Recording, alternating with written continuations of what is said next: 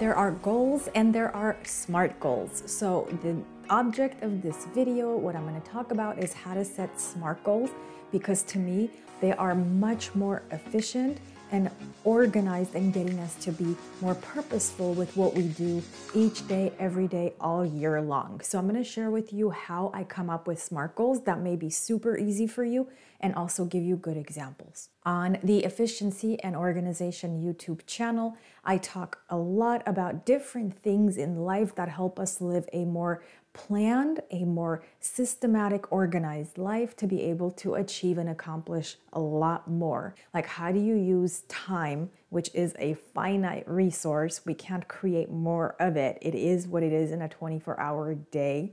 How do we use the minutes and the seconds as well as we can to be able to accomplish a lot, to be able to use it all purposefully? That's really what, to me, organization efficiency is. So part of that is being able to set goals, and not just goals, but like SMART goals. So what's the difference? I will give you a very good example. You could say, I want to be healthy. So that is a very general goal. It's not really even a goal, it's more of a vision.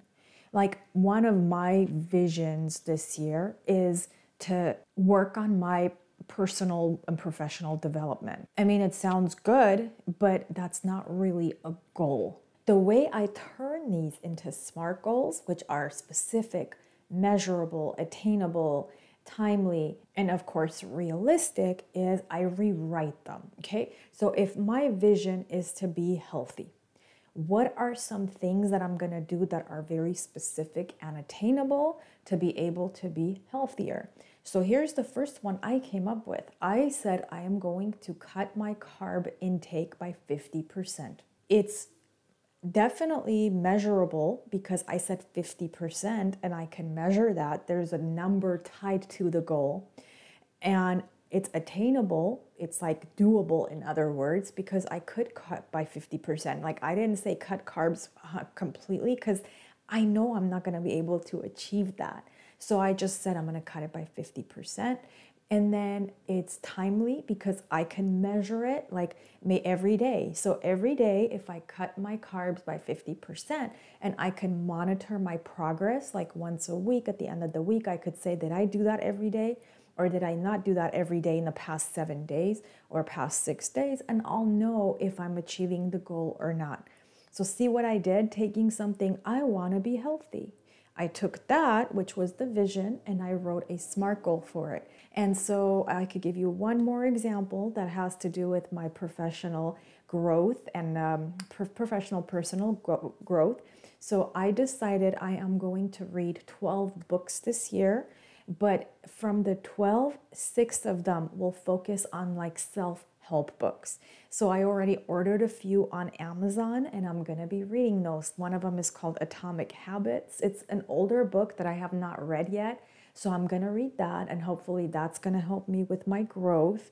The other book I'm going to read is called The Compound Effect. So I'm going to check that one out. So my SMART goal is reading 6 self-help books in the next 12 months.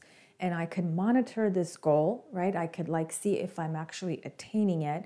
So once a month, what I'm going to do is check out like, okay, am I on track with this goal? Am I in the process of reading, or did I already finish one book and I'm starting the next one? I have a form that you can use for goal setting, SMART goals especially, that's very effective. What you want to do is download this, and I'll have the link in the description. Once you download it, you want to write what your main vision is. Then you want to write down what your SMART goal is. Then you can say what some of the actions are that you're going to do to achieve them. So for example, for my reading goal, in order for me to make it happen, I probably want to read 10 to 15 minutes a day. And then on the weekends, I could say 45 minutes to 1 hour a day, right? So these are very specific actions I could take day to day to be able to achieve the SMART goals. Now, once you print the form and then you fill it out, you want to put it somewhere like prominent, somewhere highly visible.